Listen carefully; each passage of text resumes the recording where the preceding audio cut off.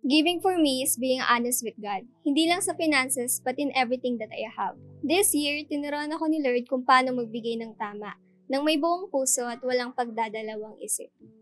Kahit paminsan ay kulang ang aking pera, I always make sure na buo kong nabibigay ang aking pang tithes and offering.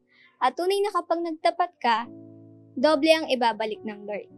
And yes, God never fails even when we feel like we do not have anything left.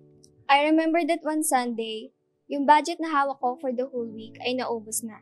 At ang tanging meron na lang ako ay ang aking pang tithes and offering. Gayon din ang pangbayad ko para sa mentoring with Bishop Oriel. Hindi na ako nagdalawang isip pa at pinigay ang aking pang tithes and offering. Gayon din ang pangbayad ko para sa mentoring. Despite na wala na akong allowance for the week, I know in my heart that God will provide. Exactly the same day, nung Sunday na ibinigay ko ang lahat ng perang meron ako, may isang leader na nag-provide ng allowance ko for the next day. Praise God for His continuous provision as well.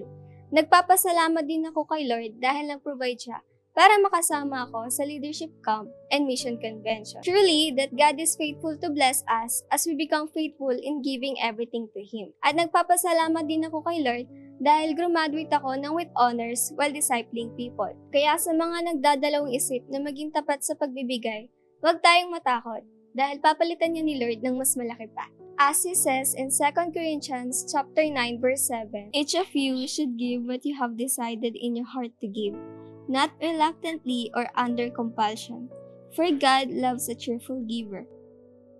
I am Jeneline Sigutier, testifying that in faithful giving, blessings will come.